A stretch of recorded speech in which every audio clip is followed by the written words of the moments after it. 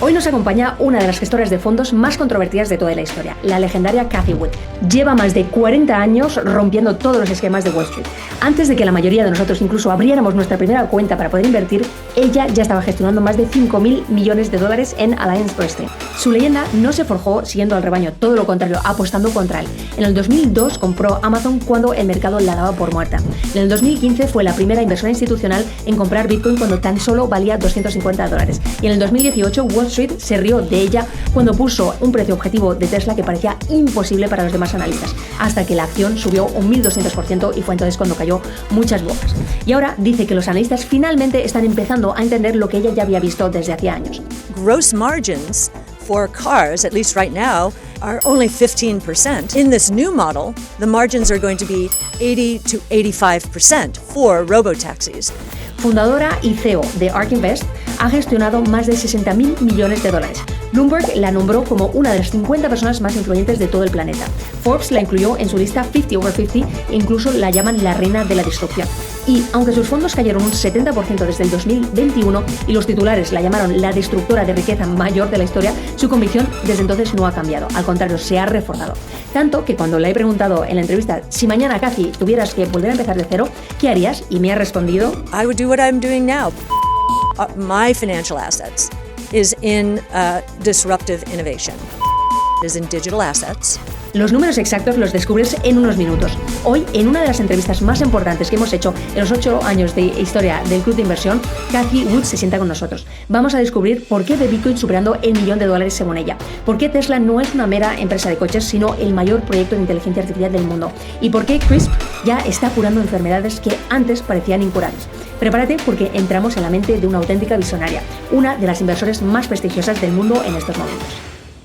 Cathie, it's amazing to have you here, but we have no minute to waste, so let's go straight into the point and start strong with this interview. We know you cannot give investment advice, obviously, it goes without saying, but ARK's portfolio is very high conviction. So can you please tell us about a stock in your fund that you believe has the highest growth potential in this very moment? Sure. Well, I have to go with our top holding, which is Tesla. And I think what is happening this year is analysts, now that they see robotaxis in Austin, Texas, actually taking off, they have to put robotaxis into their models. And what they're finding is that their models shift from one and done sales and hope that people come back in 5 years to a recurring revenue model as a platform company for robotaxis. And the second thing that they begin to understand is that gross margins for cars, at least right now, are only 15%. So those are gross profit margins. And that in this new model, the margins are going to be 80 to 85% for robotaxis. That is why Tesla is starting to show momentum even on down days in the market. Let's speak about the elephant in the room.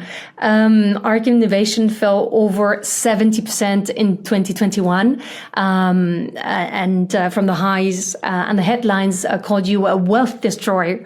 However, you haven't changed your course since then. And for example, the same ETF in 2025, when we compare it to the UCITS version, so available for us here in Europe, is over plus 50% in 2025 with positive returns. So what do you say to those critics today? And above all, what do you see in your data that the market consensus continues to ignore and they're not seeing? Yes. So I think the comparisons of our performance to the broad-based benchmarks during the boom and the bust around COVID are very endpoint sensitive. But if you look at our entire history from inception in 2014 to today, our compound annual rate of return is more than 14%. So 14% per year, which is a little above the S&P 500. Now, we aspire over time, our minimum hurdle rate of return is 15%. So we're somewhat shy of that. The wealth destroyer articles really pick a peak in time, early 21, and compare it to a trough in time in late 22. And it is true that the decline was quite severe, but that leaves out the perspective that during the previous year, the COVID year, our performance, this is for ARKK, our flagship strategy, here in the US, because we weren't in Europe at that time, but ARKK in 2020 was up 150%. So that probably shouldn't have happened. And the severe decline shouldn't have happened.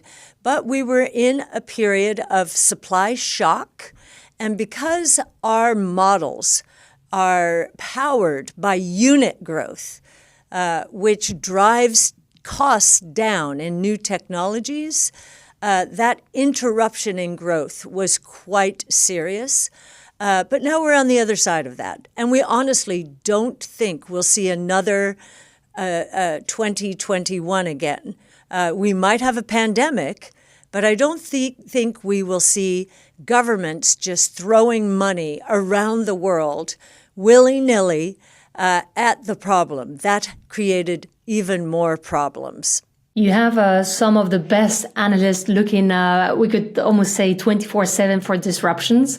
So what was the last investment you made that kept you up at night, whether it was in 2021 or nowadays, because you knew the market would take years to understand, but you were certain that, we spoke about conviction investing before. So what has kept you or keeps you at night saying, but how come no one sees it? It's so obvious. Yes, I think that what we call multiomics falls into that category. Many people call it genomics or the genomic revolution, which I think we do call it that in Europe and actually the US. But in terms of research, we've moved from genomics, which is all about DNA, to include RNA, proteins, methylation, metabolomics, in something called multiomics. What we believe and what we include in that category is the convergence among various sequencing technologies, artificial intelligence, and CRISPR gene editing. That combination, that convergence, we believe, is going to cure many diseases. And even today, many people think, okay, well, that's very far in the future. That's not going to happen anytime soon. It already is happening. CRISPR Therapeutics, which is in our top 10 in both ARKK and ARKG, CRISPR Therapeutics has a therapy, two therapies, one for sickle cell disease and one for beta thalassemia. Both of those are rare blood diseases, but they are now generating revenue from curing both of those. And let me just give you a sense of how people's lives change. People with sickle cell disease and beta thalassemia often have to go to the emergency room 10 to 20 times a year for blood transfusions. Otherwise, they die. The first person in the beta thalassemia trial about 6 years ago has not been to the emergency room for that reason in the past 6 years. So he is cured. And we believe that this new technology will apply not just to rare diseases, but also common diseases like high cholesterol, high bad cholesterol. That is in CRISPR Therapeutics pipeline, and we do believe that we will see important results in the next year. Wow, it's amazing. I often love how we, by investing, not only we have an economic benefit, but also helping technology to advance. And it's been amazing to hear just a tiny, like the tip of this iceberg of what we can do through medicine. Because obviously we often think of big pharma companies, and of course those are interesting if you go for dividend investing, for example. But of course there's another massive field within medicine that we can explore, as you have just described. So it's fascinating. If I could just add one more thing. The large pharma companies, large pharma and biotech companies over the next 5 years have a big problem. They're going to lose about $300 billion in revenues as their drugs fall off patent cliffs.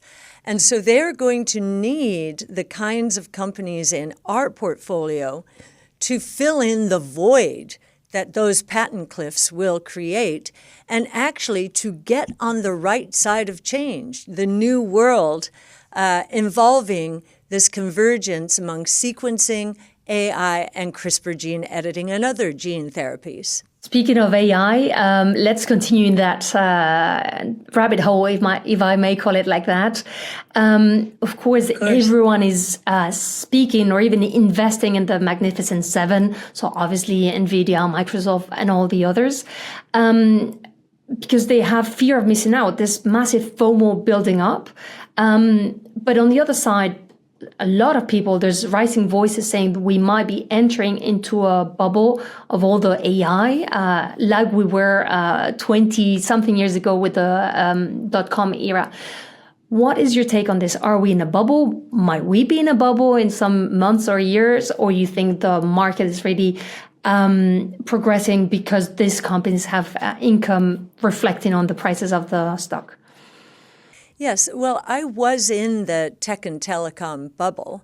I was managing money back then as well. And so I saw a period of craziness, IPOs that would go up 4 to 5 to 10-fold in 1 or 2 days. And back then, no one was worried about a bubble. Not at all. They were so excited about this brave new world that the internet was creating. And they were valuing stocks on the number of potential eyeballs that these companies could attract over 10 years. So it was a wild time. And it was a time when investors should have been worried about a bubble. The only ones worried were value investors who were dismissed. People said, oh, well, you're out to lunch. You are not on the right side of change. And people just dismissed them. Today, it is the opposite. So many people are concerned. Of course, value investors are pointing to the high multiples, but even growth investors are concerned at the amount of capital flowing into AI. Now, the people spending this capital, or the companies spending it, most of them are in really good cash positions and have very strong cash flows. That would be the hyperscalers. So Google, Meta, Amazon, Microsoft.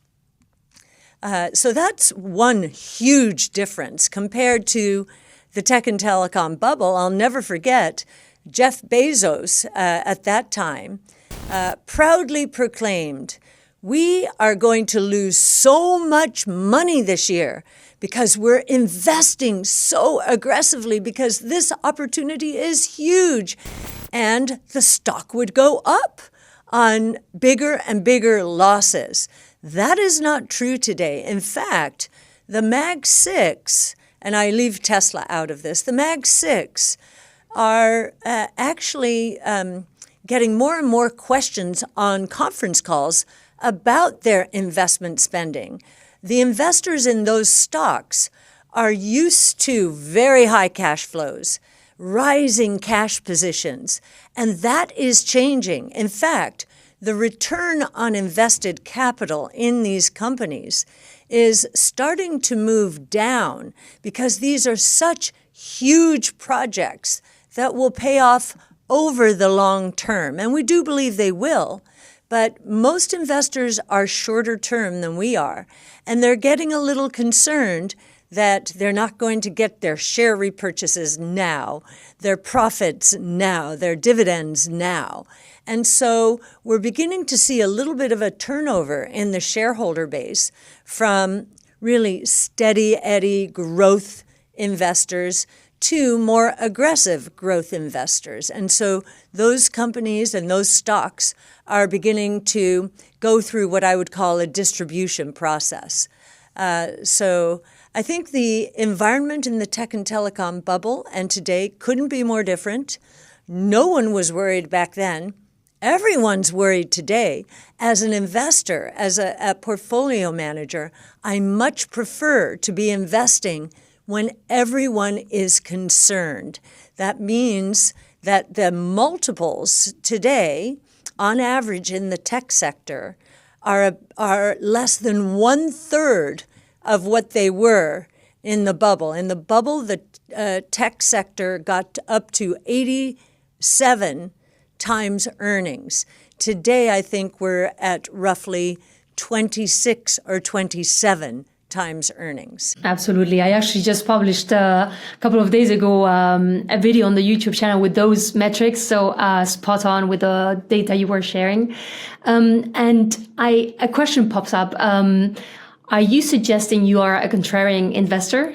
No, I wouldn't call our style contrarian, although it is very interesting. If you use quantitative analysis, what you'll find is our portfolios are not considered momentum portfolios. Momentum portfolios tend to move higher and attract more flows as prices go up. We tend to be liquidity providers in that kind of time. For example, and because we post our trades every day in the U.S., you can see that recently we have been selling Tesla. Tesla is reaching the high end of a 4-year trading range. It's our largest position. Our confidence in it is very high. Our return expectations for Tesla are very high. But we have seen it trade in this range for 4 years, and it might settle down after this. We are selling some Tesla as others are chasing it, and we are buying into digital assets, or crypto as others call it, because those have been falling recently. So if you call that contrarian investing, maybe we call it tactical investing. We will take profits as stocks go up, and we will buy into stocks that are going down if our conviction in those stocks has not changed. It's great that you raised the issue of digital assets because that's precisely where I wanted to head next. Obviously, we had new all-time highs in 2025, but over the last few weeks, the prices have been dropping.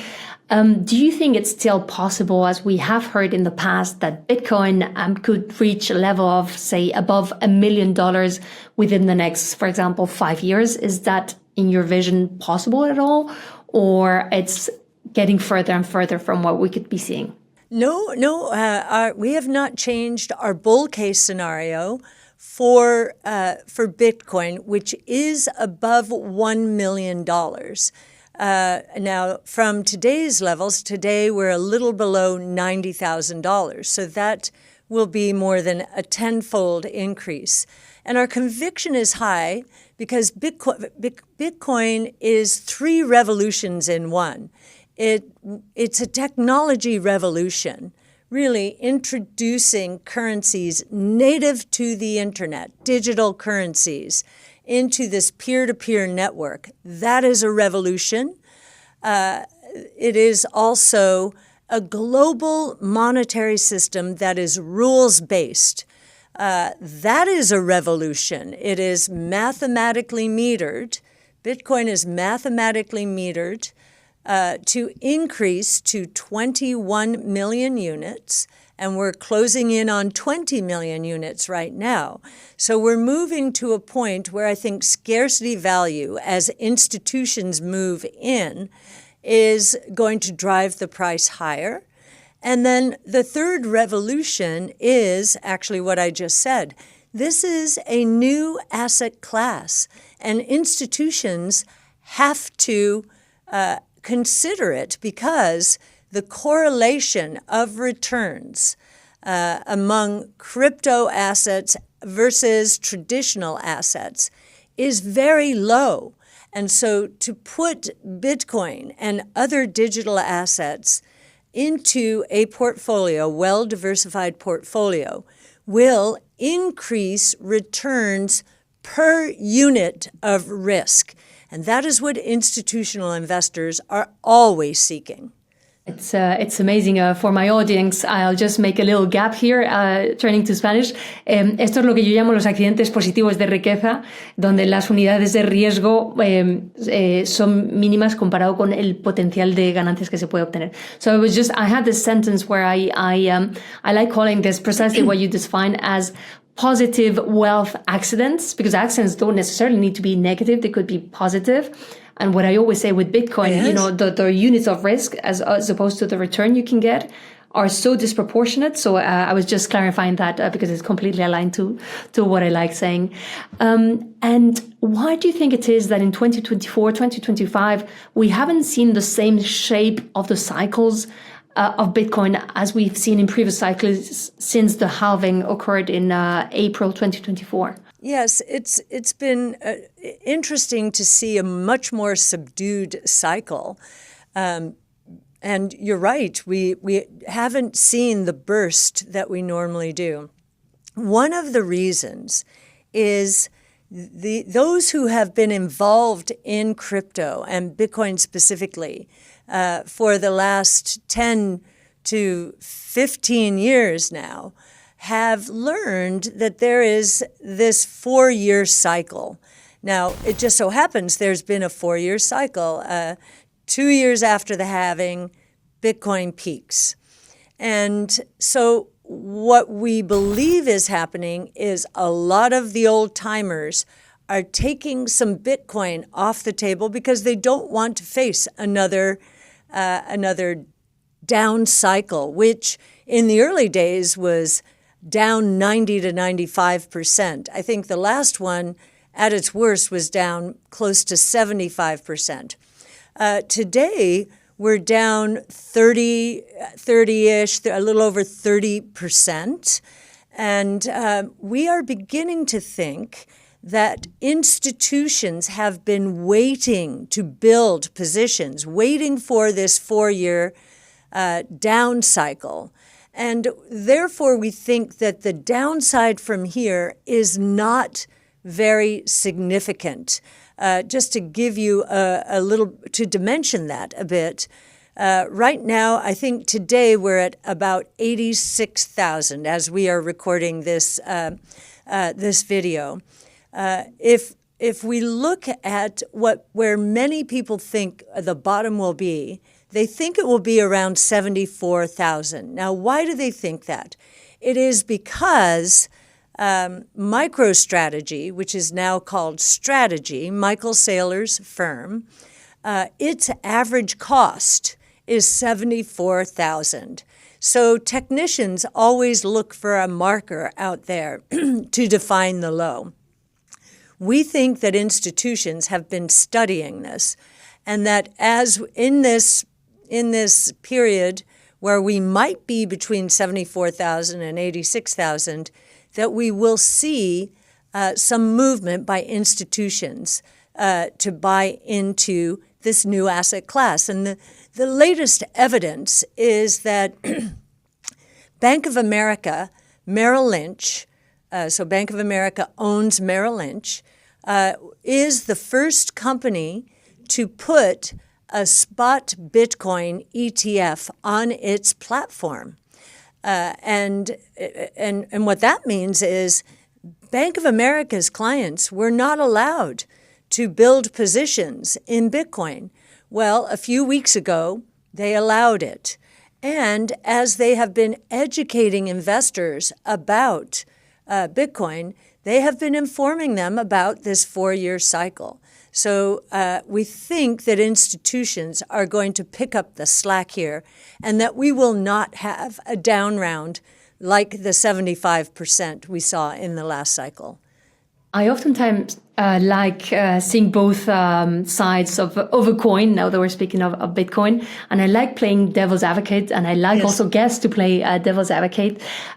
So what do you think would need to happen to Bitcoin to go to zero, or maybe not zero, but become irrelevant now that we're tending towards mainstream? Is it quantum technology? Do you think it would be just a natural disinterest, for excess regulation? What do you think could bring Bitcoin down, if at all? We do not believe Bitcoin's going to go to zero because it is a global monetary system and it is rules-based. And it is good competition for fiat currencies, especially in emerging markets. Now, recently, we've seen stablecoins usurp one of the roles we thought Bitcoin would play in emerging markets. So USDT, Tether, and USDC, Circle, are really on-ramps into the digital asset ecosystem and are streamlining payments. They're almost free to send. You can send very small units. And so as we've analyzed that, we thought, okay, Bitcoin is not going to be the insurance policy that stablecoins are now playing against their fiat currencies. But that wasn't a huge use case for us. If we were at the extreme, our bullish case was $1.5 million. That takes about $200,000 away. So that won't take us down to zero. Many technologists and crypto experts are focused on quantum. We have done a lot of work on quantum technology. And we do not believe there will be any commercial applications of note before 2040.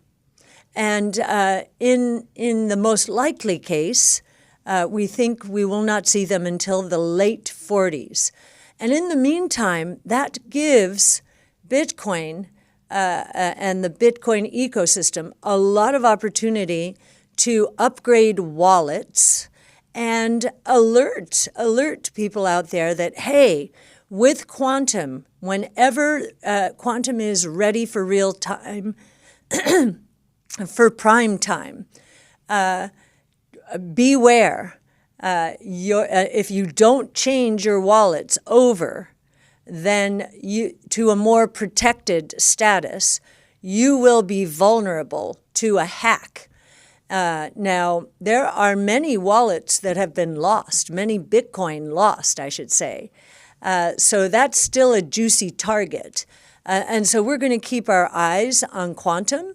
And we've done an awful lot of work on it recently. Brett Winton, our chief futurist, has been getting so many questions that he's been forced to answer the question, when will this happen? And we really don't think it's going to be until the 2040s.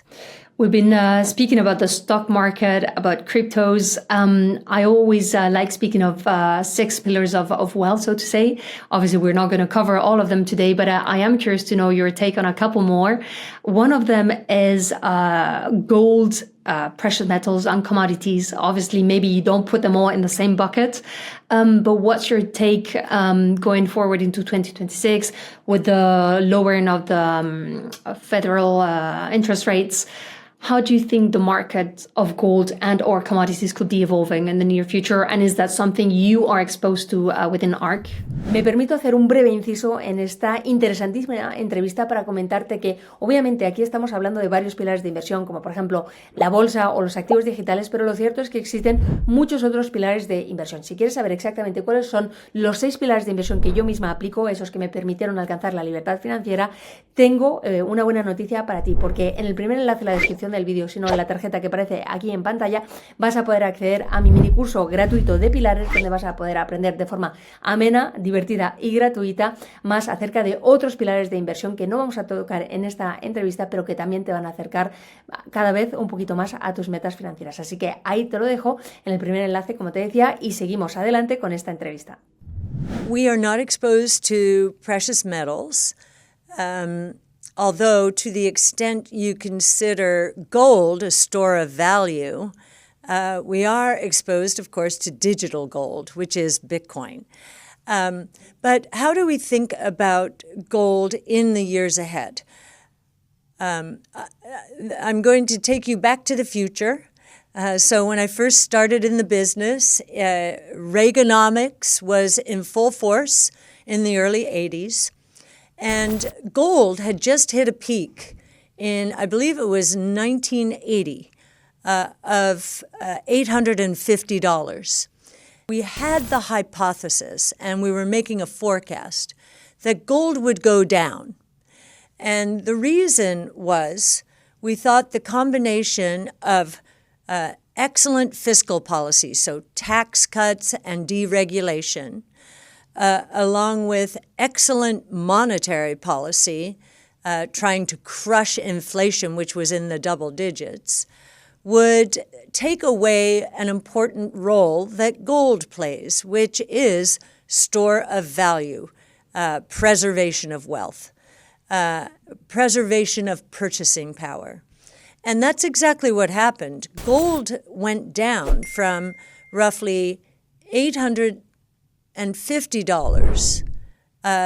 $350 over, I don't know if it was a decade, but it was a very long period of time. And I think we're going to see something like that in the next few years. One of the reasons gold has increased here is because many investors are worried about deficits, trade deficits and government deficits around the world. And they're looking for a hedge. This is part of the wall of worry in this market that has also caused worries about the AI hype. When people are worried about the stock market, they seek a hedge, and gold is serving as that hedge. If we are right, we believe the stock market is going to continue to move up, but will favor disruptive innovation, technologically enabled disruptive innovation. We think that is going to continue powering the stock market. We think there will be a lot of confusion because technologically enabled disruptive innovation is going to lead to disruption in the traditional world order. So there will be a lot of stocks that will not do well in this period. But if you're on the right side of change, we think you'll do very well because we think that we're moving from a rolling recession where we've been for the last 3 years into a rolling recovery and then into a productivity-driven boom. So we think we're moving into a productivity-driven boom in activity, and that will be obvious by the midterm elections in the U.S. next year. We think this administration has engineered tax policy, deregulation, and tariffs. Tariffs, getting those out of the way and moving into next year, a lot of good news. We also think inflation is going to come down, surprisingly. And so why do people hold gold? It's a hedge against inflation. If inflation is moving down and if we're also right that the dollar is going to start moving up again, and then the dollar will be as good as gold, why do you need to hold gold? And you can get a double benefit if you're in the right kind of stocks in the equity market, dollar-based stocks. So you'll have the dollar going up and the stocks going up. So we obviously, and you have to consider the source, this is all we do, we would shift away from gold and other precious metals into stocks focused on technologically enabled innovation. Now, what does this mean for Bitcoin if we're calling Bitcoin digital gold? And yes, it does serve that role, but it is also the most important and the most secure asset, digital asset, in this new asset class. So institutions are looking at it. It is part of a global rules-based monetary system, and it's a new technology. So we think there are other reasons to own Bitcoin. Very interesting. You've been speaking about the US, of course, as I was telling you off the record before we started recording. I told you our biggest chunk of audience is from Spain and Latin America. So I wanted to speak now a bit on their behalf or for them. For a person who doesn't have a big portfolio, but say, I don't know, 1,000, 5,000, 10,000, we speak in euros, but it could be dollars as well for our friends in Latin America. Where would you suggest a person to start with their investments?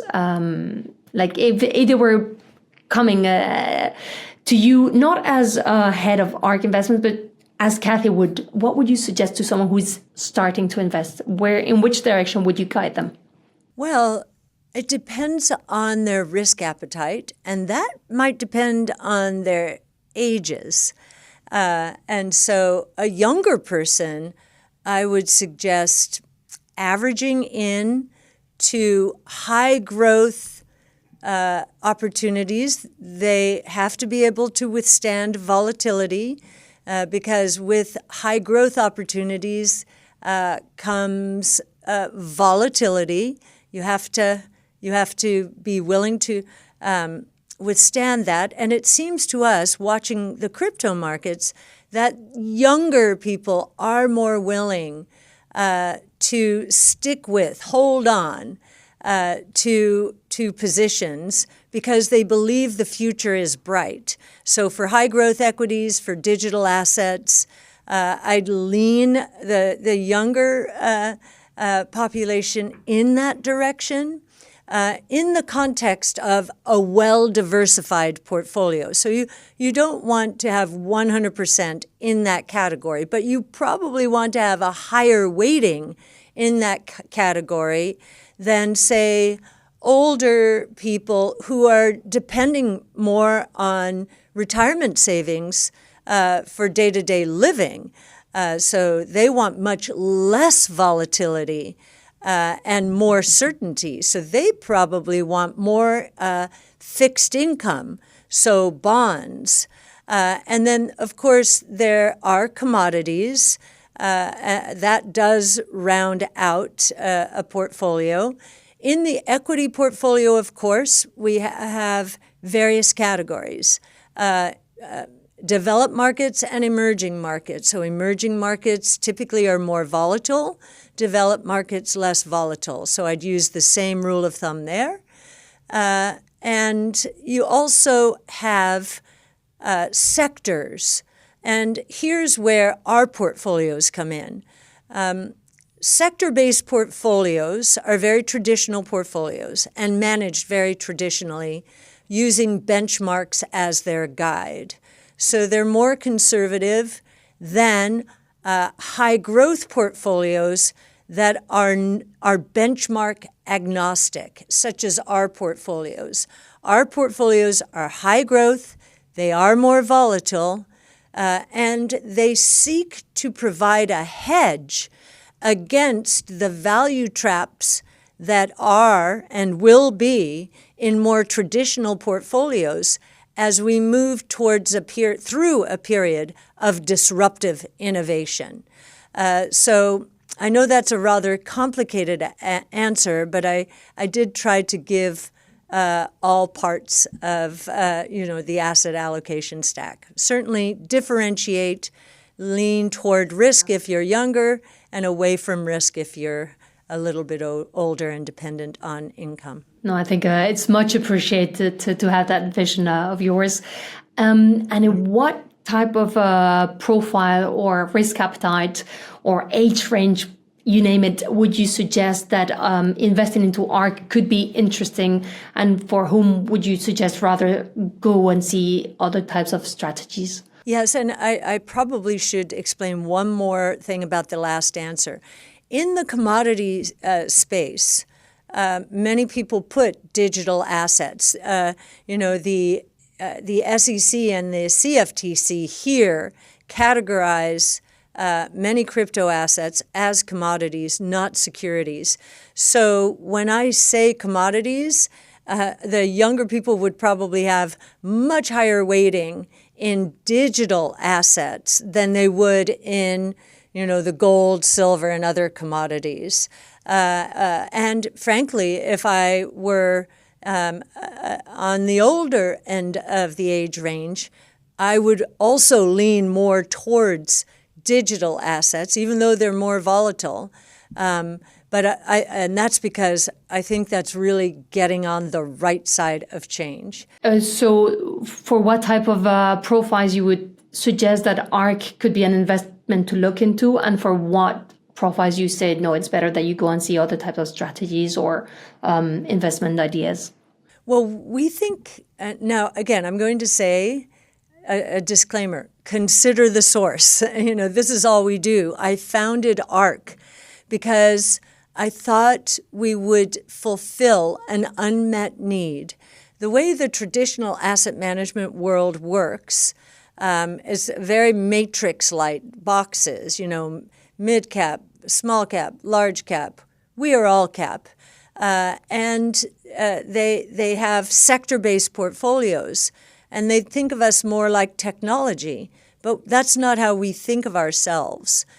We are technologically enabled innovation, which cuts across all sectors.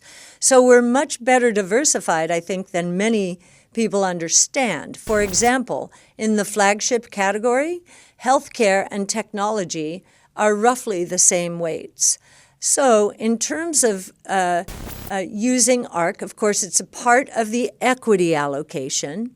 And within the equity allocation, we would suggest anywhere from 5 to 15% of your equity allocation, because in traditional benchmarks and benchmark-sensitive strategies, you're not going to find our stocks. We're a really good complement to them, and we do serve as a hedge against the value traps that technologically enabled innovation will create in traditional portfolios.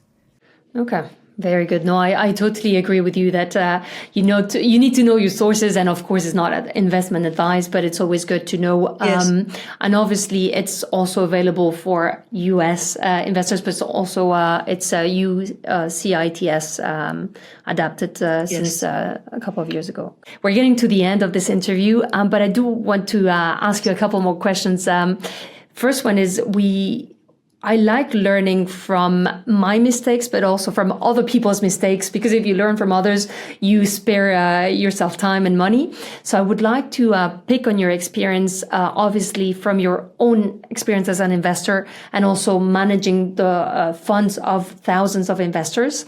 What is the number one mistake that you see retail investors doing that lags or drags their portfolios, something that you see being committed over and over again, and you say, no, you have to stop that. That's what's creating a problem in your portfolio. Yes, I think the biggest one is a binary approach to the market. And what I mean by that, they let their emotions, when the market's going down, they look at their portfolios going down every day and they say, I can't risk it going down anymore, and they sell at the lows. That's what typically creates the lows.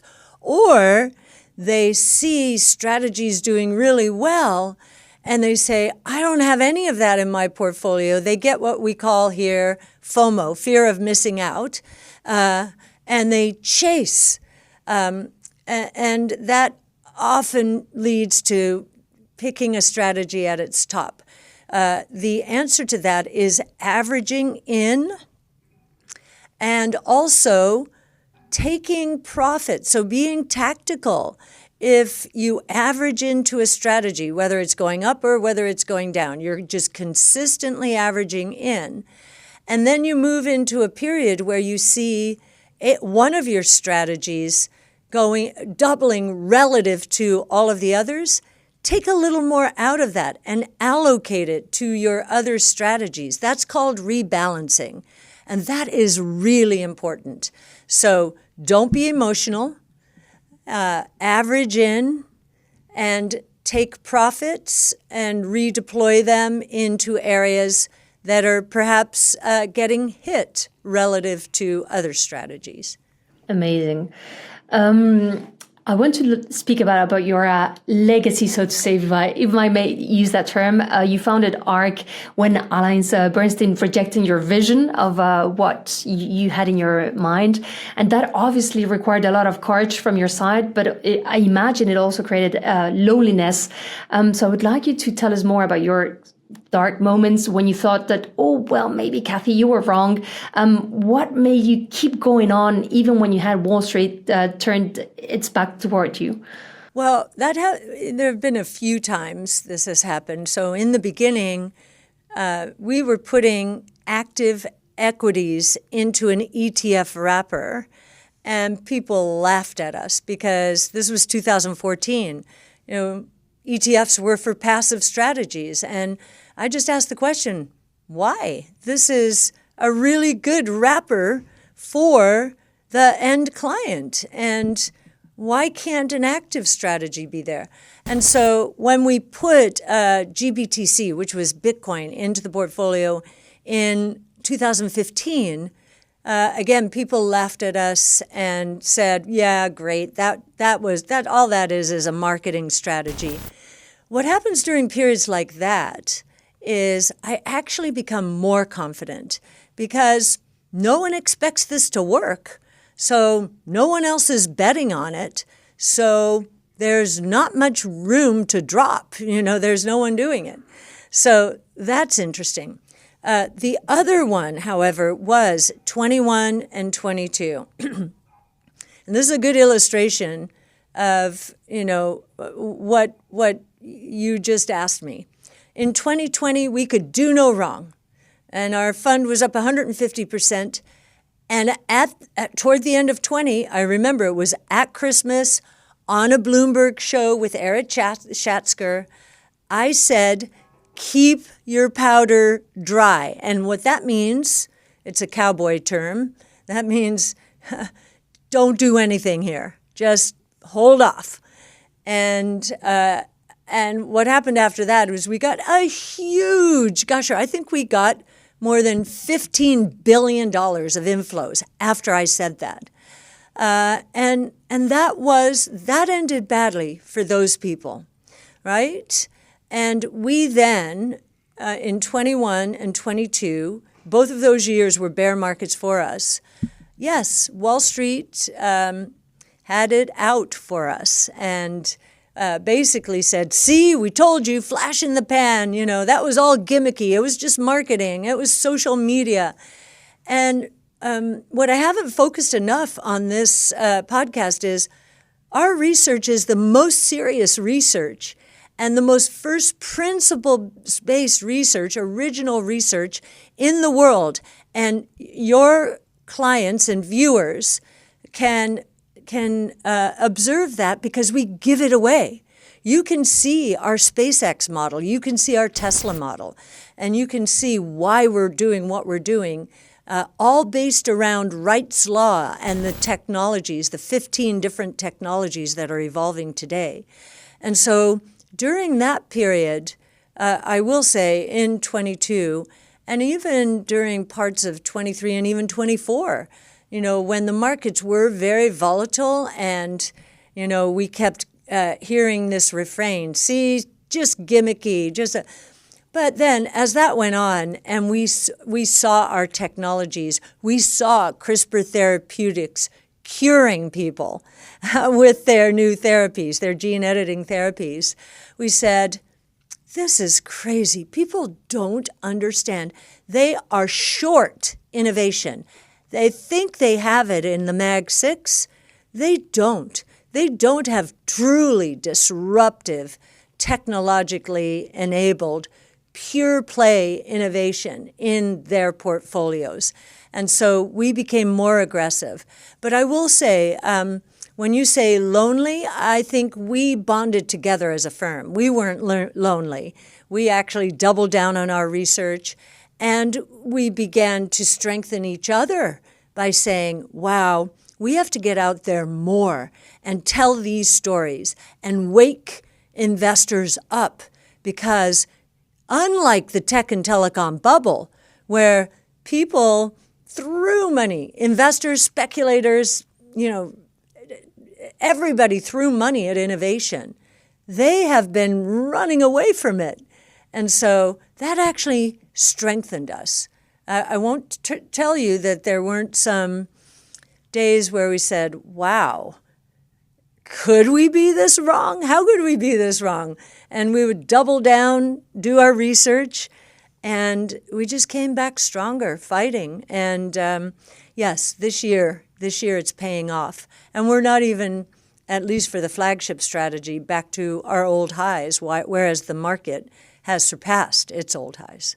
Cathie, last question. I would like you to be brutally honest. If tomorrow you wake up without any money, without your reputation, without ARK, but you do retain one thing, which is your knowledge, how would you start over? What would be your plan for the next 30 days?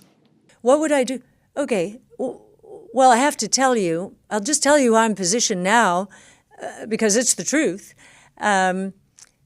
All of my financial wealth, excluding ARK, the company I own, excluding real estate, and I have much more in the financial world than in real estate, I would do what I'm doing now. But you have to consider, I have the knowledge and the conviction, and I've learned you cannot be emotional in markets.